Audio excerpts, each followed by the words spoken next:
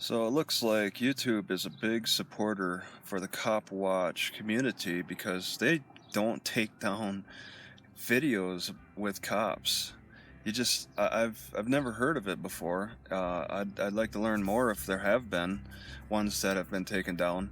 Any video where a person acts in the position of authority over you, telling you that you can't stand here, is pretty much a cop video, I think, because I've gotten privacy complaints on I think a couple of library videos, but I mean they were acting like cops in the jurisdiction within the building, and they have not been removed. They filed privacy complaints, but it's not like I was revealing where they live or anything. And I had that one, the last one in Socorro, New Mexico, where the lady was where the lady must have gotten the YouTube team riled up or motivated enough to actually ask that I prove that she gave permission, and then I had to give my response. And the video hasn't been taken down. It's been a couple of months now, but it's like, it seems when the cops get like exposed,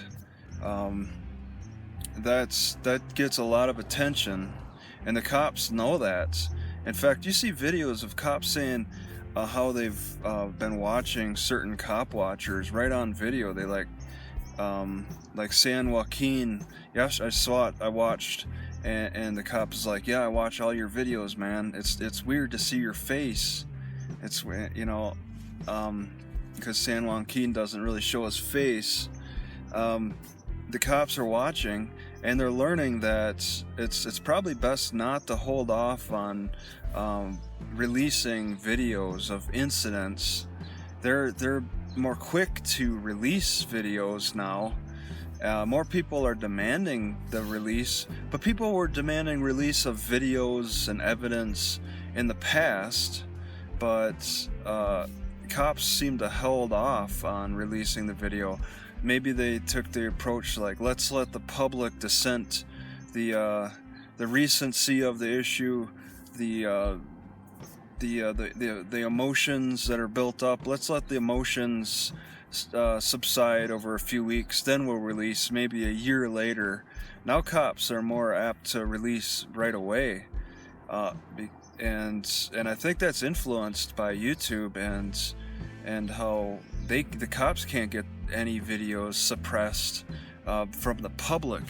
Like once again, I've had cops file for privacy complaints, the Horseshoe Bend arrest, and then the lady cop in Coke Hill, Oregon. They have, those videos haven't been taken down. You can't suppress that, and but you still see cops trying to suppress some video recorders. Anybody in a position of power, security seems really, they feel like when they're working for private security that they're still given privacy. But whenever you tell somebody you can't stand here, stand over there, you're taking a position of authority, and you need to be identified. You need to be documented. All right, anybody who takes on that position of authority, especially people who write laws, those are the ultimate people. What about the people? What about in court when they're deciding if you can't stand here, you need to stand there, type of thing? The judges, we can't record in court, and they're really doing a strong job of enforcing that and stretching the laws onto the streets with the courtroom setting. You can't record in a courtroom, and their cops are constantly pushing that issue. Okay, maybe we could stretch this law. You can't record inside the building. You can't record on the property. You can't record on the block, the city. They're going to push that unless you push back. And you really need to push into the courtroom, honestly, to really push them back. And because where's the privacy in that? You're not recording in a bathroom. You're not recording somebody's privately going relieving themselves in the bathroom. That's privacy. And anybody who's wants to suppress information about themselves, where they live, personal identification numbers and whatnot, that's probably an issue. Protecting minors, you see that a lot too.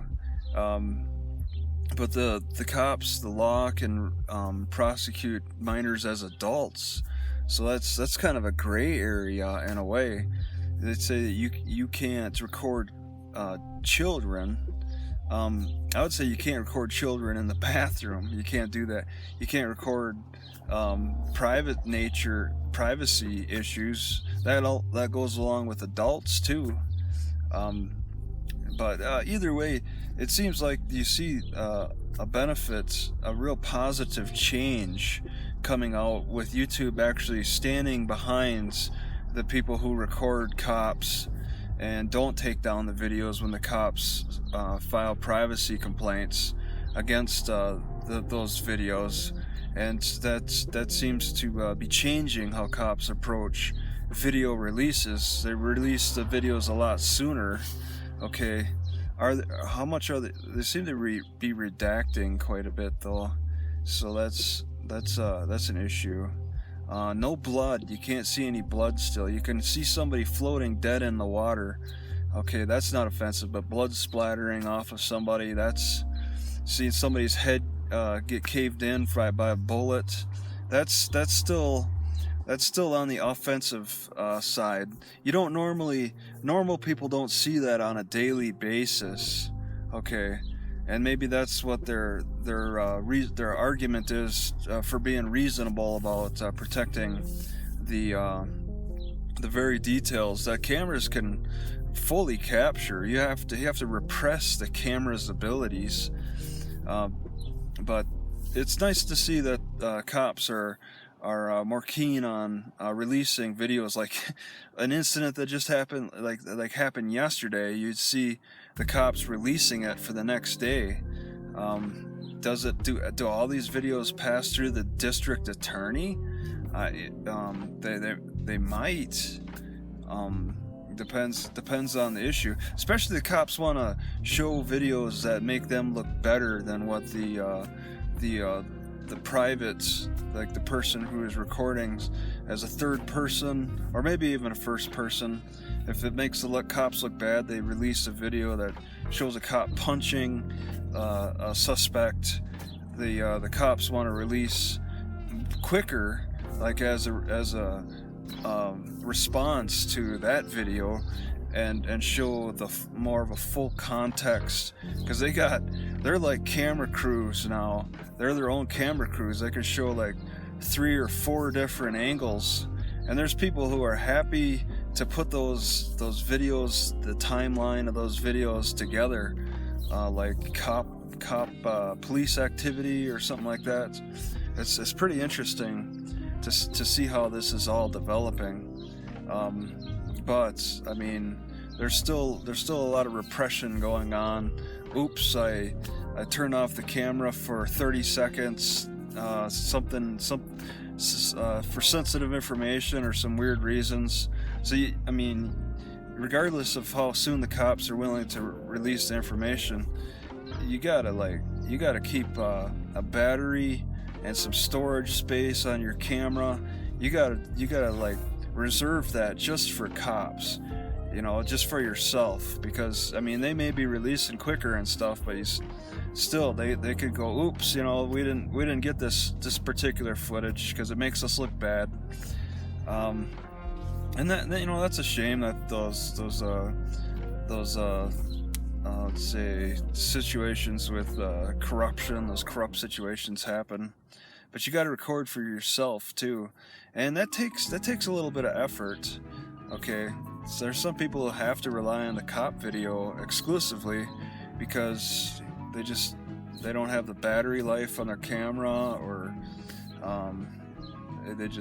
maybe their camera's broken or something. I wouldn't call it protection. It could kind of be protection. It feels like more of an offensive protection to me. I don't feel like at the time it's my shield or anything, because the cop can break the camera at any time. Um, and they could kill you at any time. And then what business? So what if you captured it on camera? You captured your own death on camera.